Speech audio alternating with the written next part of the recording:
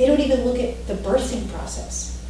The birthing process tells you so much about the psychology of the person. If each of you told me a story that you know about your birth, I can tell you something about yourself.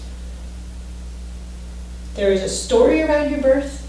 There is a process. Your mom had a very long labor, you came out really quick, or you couldn't have, you were breached, you had an umbilical cord.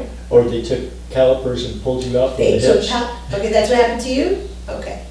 So that is so important. If you're interested in that kind of stuff, there's a wonderful man. His name is Stanislav Grof, Grof, and he writes about this quite a bit. It's fascinating. And that's not considered anything in Western psychology. So, Sonia, what do you know about your birthing process?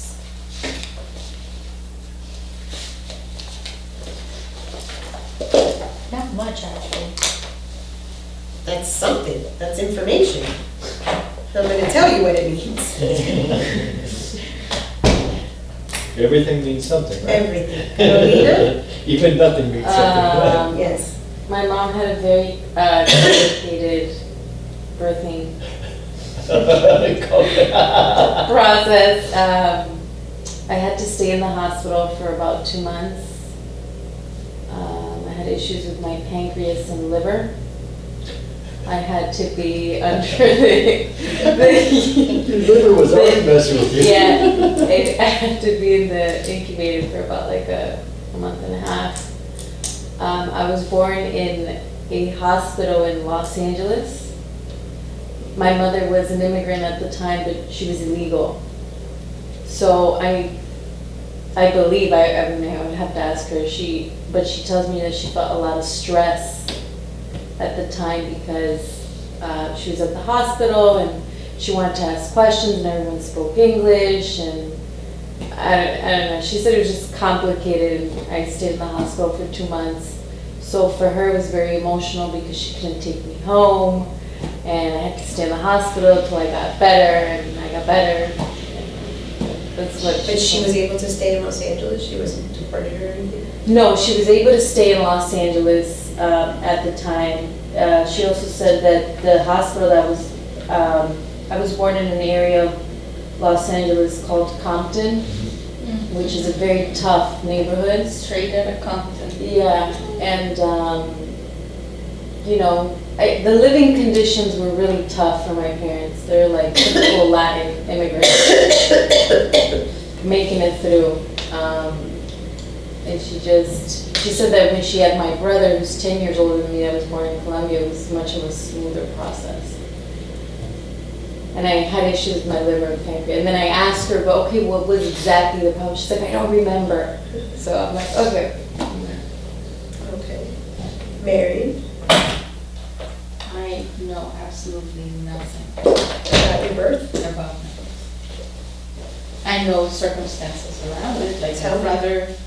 my brother was in a car accident 2 days prior, so he was in a hospital at the same time. Still today calls me 2 days before my birthday because he can't remember. And I know the story that my sister we had a farm at the time, and they were splitting, what are those things called? They were split, it's a twitch, kind of. And you split the twitch because you use the split pieces for the vineyards to tie off the... Anyway, so in the winter, that's something you do. And my sister and my dad were doing that. That's all I know. They were And it doing was- that while you were getting born? They were doing that while I was, getting born, and they were having, after I was born, they were having some wine of sort, but I don't really remember that. To celebrate, and that's all I know. That's a story I get from my sister. That's a lot. Ken, what do you know about your birth? Did you say calipers? Yeah, they had to use the The calipers pulled me up on my hips. 'Cause I was Why your stuck. hips, not your head? Yeah, why the hips? I guess that means I was breech, huh? It would I have would to be think the that. feet, right? Yeah, I guess I'd have to be breech. Yeah, you Yeah, would but I've got reach. marks still on my lower back from where those calipers. Really? were, yeah. Wow. It's just real light now, but it used to be really a lot more prominent. My mom was really small, so it was challenging for her because I was over 8 pounds, and she's like 5'3", 110. And Real petite. so yeah, it was challenging for her, and it was her first kid, so wasn't anything. Yeah, you must have been breech for sure. And I was born at KU Medical Center, so I was at a teaching hospital. So could have been that, the Yeah. person that was there didn't know exactly The what they teacher needed. wasn't there. Yeah, who knows? So that's the majority of What do you know about your birth? I don't know much about the actual birth itself, but my mom was very young when she had me. She was like 16. She was already married to my dad, and he was away. He was in the Marines, and he lived in Hawaii at the time. But my nana had dropped my mom off at the hospital and just left her there. And that's how I was born. She had me by herself. She knew that she was, Yeah, no, In I mean, she labor? just literally, like when she was ready to deliver me, she dropped her off at the hospital and left her by herself to have me. it. okay. I have one more addition. My dad hates hospitals, so of course he didn't go into the delivery room at all. He was out in the waiting room, and actually didn't even come to the waiting room until like the last minute because he hates hospitals. That was the other one, I forgot that. I have an addition to, I'm the only one that's born in a hospital. Of 6, youngest of 6. Wow. Yeah.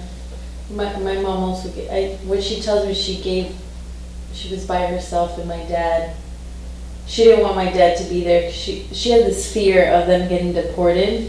She's like, stay home, because at least if I get deported, you can stay here with the babies. So every time we talk about like that time, because they weren't legal, they weren't residents, she just always talks about this fear she had of being deported. See, this is why I don't want to turn it off. I'm just like, I'm amazed at how we are. Like, we're just amazing beings. We just Right. don't know.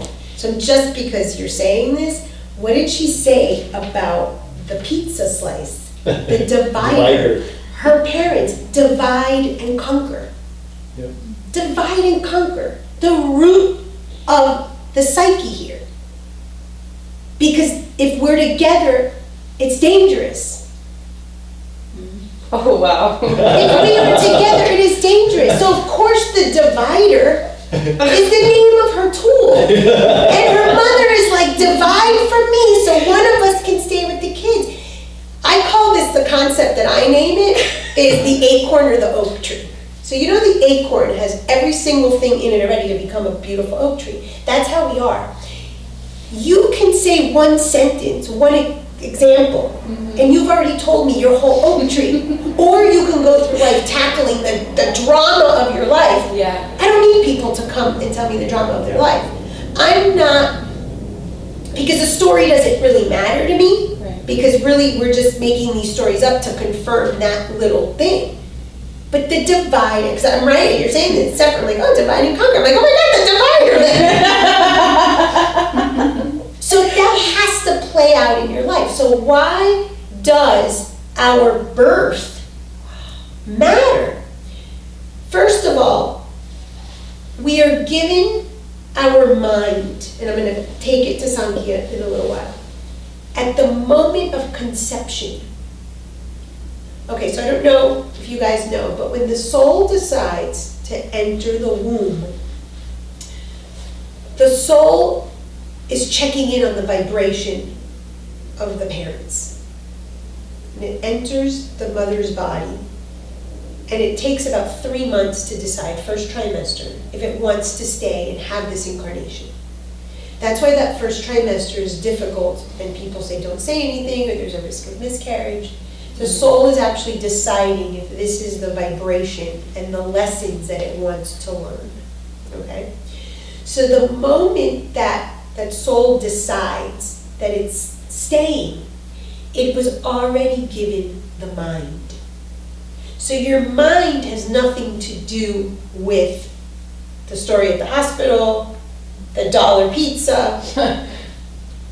It was already pre-determined, so to speak, because you've just been bringing this all in. But birth is important because of this reason.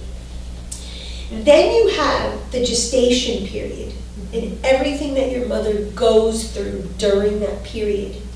What you and your psyche is learning, another layer, this is just another layer of the crap, is if my mother is stressed during pregnancy, my mother is alone during pregnancy, my mother is having financial hardship during pregnancy, my mother is, what did he say? Experiment. She was small. Small. What did he want to be a mouse?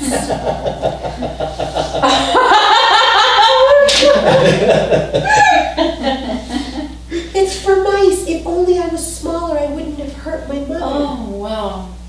That is a huge value system with Ken. Wow. So Ken will shrink and become smaller than what he is, especially for women. Oof. Because your mom is the important one, your dad wasn't there. For women. Accident? No. Because if I shrink, if I am smaller, then I won't hurt. Then I will be of use. And then you add the guy that dropped out of the class to make sure that I was the only one. Absolutely. There you go. Because you needed to create this reality. Wow, this is phenomenal. So during that gestation period, you are getting a vibration of love, dysfunctional. So if your mother is stressed out at work, you learn love is worrying about work. If your mother is having a hard marital time, then you learn, oh, love is I should have a difficult marriage. If my mother is stressed out because she's got 3 kids and she doesn't know how she's going to put food on the table, you all of a sudden become a chef. Or there's one of a gazillion ways that it manifests, right? Then the birth process. What is the birth process? Well, I recall a little bit. Well, the only thing that I recall my mom saying about my birth or any birth was that my mom had 5, and she says my births have always been quick and fast, easy. They all just come out. All of them? All of them. But yours or yours too? No, all of them. Oh, all 5. That's the only thing that I can recall my mom sharing, is that her feminine processes, even her menstruation, everything has been just easy. No cramps. She saw me have cramps all my life, and she's like, I don't get it. What is that? Like, she's always had very good, it sounds like very good, just easy. Okay, so what is the birthing process saying to your psyche? This is to explain to you how Eastern philosophies take all of this into account. But we are all products of Western, which is your childhood, which we haven't even gotten to. Right. We already have so much information from preconception, because we look at the manas prakriti being created at the parents' nutrition when they're having the child. I mean, Ayurveda is phenomenal because we have a process of 2 years that you prep the parents. Yeah. Okay? So we're looking at preconception, conception, pregnancy, and now birth. We haven't even gotten, and Western hasn't even started, right? Right. And you wonder why the Samprapti, where they see illness, and we've already seen that there's an issue from the moment that the dosha is aggravated. Right. It's the same concept. The birthing process tells you how you're going to go in to the next stage of your life. When you switch jobs, when you switch a relationship, you start a new project. It's the death and the rebirth. You're leaving one environment and you're moving into another. okay? I have a similar thing as yours. My birth story was my mother gets to the hospital, they had no time to give her anesthesia. The doctor says, hold it. She doesn't say it out loud, but she says to herself, hold it, your mother. And I come out. And I am that way. I was my manas, and I'll share that with you in the astrology when we do that. It's exactly that. I rushed into everything in my life. I quote unquote accomplished on a resume a lot of stuff. But did I enjoy a process? No. Cancer taught me a process. Wow. So my birth of going so fast, basically saying what my mother said to the doctor, which was my way, I don't need you, I got this. That was my whole mentality in life. I'll do it, I'll take care of it, I don't need anyone. You're my, seriously, like that, to that extreme. And so, it doesn't mean that things are easy, because there's layers and layers and layers. But when I'm gonna start, or before I became conscious and aware, that was how I moved into next stages of life. So when we don't know, which was her initial thing, I don't know much actually, she may be actually more comfortable transitioning into something that she may not know 100%. I don't really know, I kind of like this makes sense, I want to start school, but I don't really know what I'm signing up for. But here I am, and it works out, because she was born. Carolina, has to be complicated. Yes. I'm just assuming that when you leave relationships or jobs, it's complicated, girlfriend. Jesus Christ, and with all of that, and am I gonna be deported? Am I gonna be? Yeah. Because you're not gonna be deported, but somewhere, where am I gonna lose? Where am I gonna, let's say maybe you're the one who holds on, just an example, I don't know if you've ever been married, I don't know if you've ever lived with someone. Maybe you will be attached to the house. No, I won't move, you move. I'm staying here. Oh, yeah. Because if your parents were gonna be deported, the home, the place where I live has to be of importance. If I'm deported, I am away from myself, I'm away from my child. So the home has to represent something when you're transitioning somewhere safe, somewhere that you must attach to. It has to be, because that's in the story. We already saw the divide and conquer, which is freaking amazing, you know? Pancreas and liver. The liver is related to not having my share. They're gonna take something from me. And the pancreas is lack of sweetness of life. There has to be bitterness. So you will create situations that are perhaps bitter, that something is taken, and you're gonna fight so hard that you get your worth from fighting so hard for that thing that you win it at all costs. This is, I mean, just to show you, we haven't even touched childhood. Yeah. Sounds very accurate. We're just amazing. We're just Wow. amazing. And this was all immediately at the moment that we go from that mahat into the mind, into the ahamkar, into the buddhi, into the manas, into the chitta. That separation, and we're going to have a thing here where I'm going to go through the I feel like this evolution is and gonna be an involution. emotional class. I'm sorry? I feel like this is gonna be a very It's just emotional a personal class. It is. Because if you can understand it in yourself, then you can understand it in the other. My hope. This is just very personal.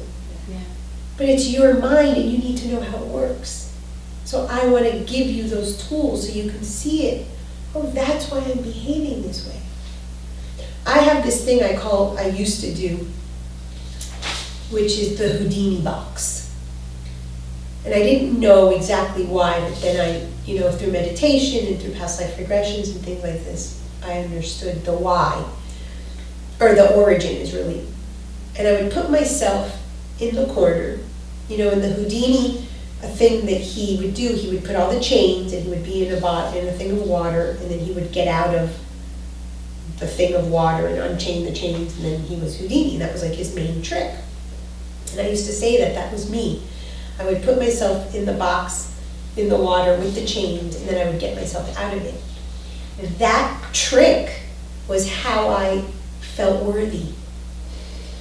So when you divide and conquer, or when you overcome a crisis, or when you get what it is that you want, the A, or the whatever, perfection, that's how you feel worthy.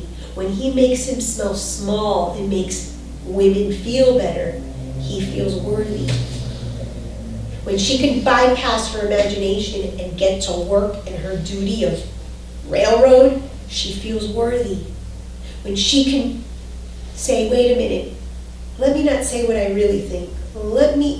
She feels worthy. Maybe when you save $1, you feel worthy. So all of these things are just layer upon layer of why we create situations so that we can feel worthy and loved. But that's the dysfunction. It's all dysfunctional love. The true love is unconditional Atman. It's pure. It's already perfect. You don't need any of those things. But we don't know, because our mind and our ego is consistently telling us, you better look like this, and you better do this, and you better act like this, and you won't get, and that is programming from the moment of conception. And I'll explain how all of this formed from your parents, with Ayurveda explains just beautiful. Does this make sense? This is phenomenal. Yeah, it totally reconfirms, because when I do like those chakra tests and I do them periodically, my throat chakra is the one that I need to work on. And you'll see that. Yeah. And next Look at that. weekend, Yeah. next weekend I'm going to teach you, and you guys probably already have some, but I'm going to teach you how to enter your chakra, how to clean out things from your chakra, how to replace it with new energy. It's a temporary thing for you to get out of your way, but these are the tools that you can use not only with yourself, but with your client. And you can clean people's chakras very, very easily. These things are not hard to do. We just don't have the education, because that's not what our school system has been based on. So every little thing. And Marion, she absolutely knew nothing about her dad, but her brother was in a car accident 2 days prior. Do you sleep well? You can't possibly sleep well.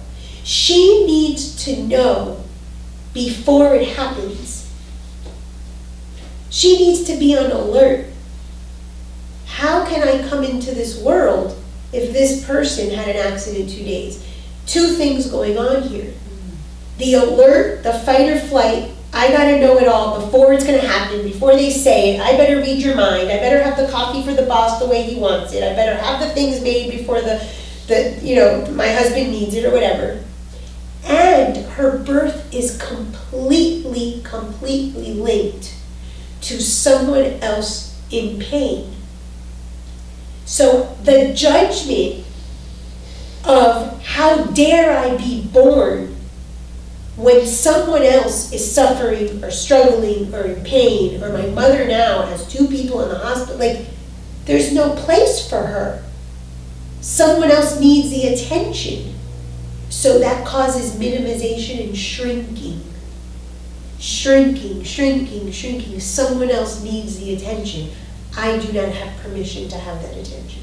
And I better know what you need before you need it. So who the hell can sleep at night with that? Wow. I'm gonna cry. Yeah. But when you understand that we're behaving as machines because of these programs, we can undo the program. Oh, please. We can, I'm telling you, I'm living proof. I am living proof. That is why I wrote that book. And all of it has already been said in spiritual terminology. I've pulled from various different traditions, which I'll share with you.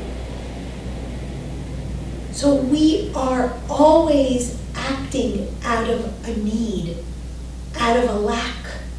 That's why no one is whole. No one is whole because of that.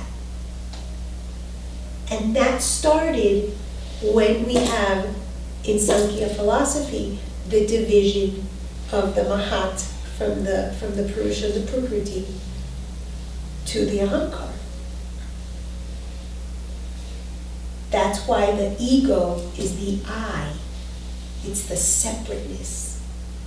But in this example of the mirror, which we'll go through, you can reconnect to the unification at any time. Does not mean the ego will be eliminated. That is a lie. Eckhart Tolle says he has no ego. Big fat lie. Jesus on the cross said two things. He said, "Why have they forsaken me? And forgive them, they know not what they do." His higher nature was forgive them, he knows not what they do. We are all one. His lower nature, his ego was, "Why have you forsaken me?" And that is an amazing teaching, because until the second that we disincarnate, we have an ego. And it is a necessity. Because if I let you invade my space, what would that do? We need a separation. I need my own body, I need my own space, I need my own thoughts, I need my own breath. Okay? So there is a purpose for that separation. But we've taken it to a whole other extreme and we don't know how to connect. So we drink and we eat, and we gamble and we smoke and we work, and all of these things to try to get the connection. Again, we have sex and and mesh with people, we have codependent relationships. And it's all because we're trying to reach that unification again. But there are things that we can do where it's appropriate to have our ego, and there are things that we can do where it's appropriate to be all one and have no separation. Right. You said we're always acting out of a need, and you An said unmet need. unmet need, and you said one other thing. There was another word you said also. Lack. Oh, lack, yes, Thank you. yes. So in our psyche, we are never enough. It's always a mentality of lack. Because the moment that the mind was created was at conception. Let's just go back to Sankhya for a moment.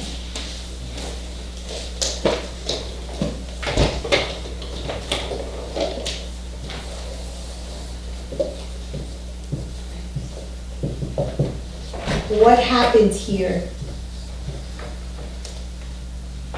when this Purusha wants to experience itself and it creates, right? So here you have spirit and here you have matter. The first matter, the first materialization is mind. The first form of matter is mind. So the minute that something whole wants to experience itself, this is where we have the division of all divisions, spirit and matter. And then we went down and we saw the tanmatras and everything, where you have the panchamahabhutas and you have the elements, earth being the most dense of all. But what do we know about Sankhya? That this and the spirit, this universal consciousness, and that blanket are the exact same thing. This is why we know God is in everything. Spirit, energy, whatever word you use. We know this because of this system.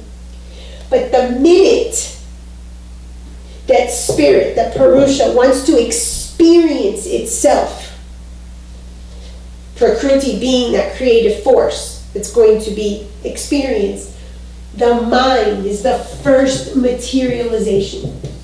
But because we cannot experience it the way that I'm showing you today, people don't know how to do this.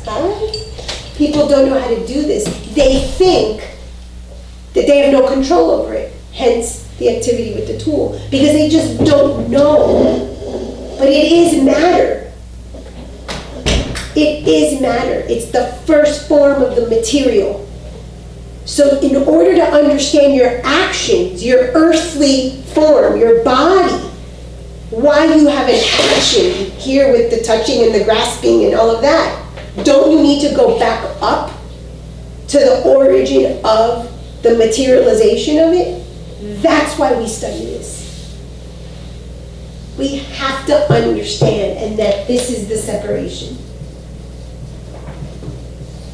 And this is why there's lack, and this is why there's unmet needs.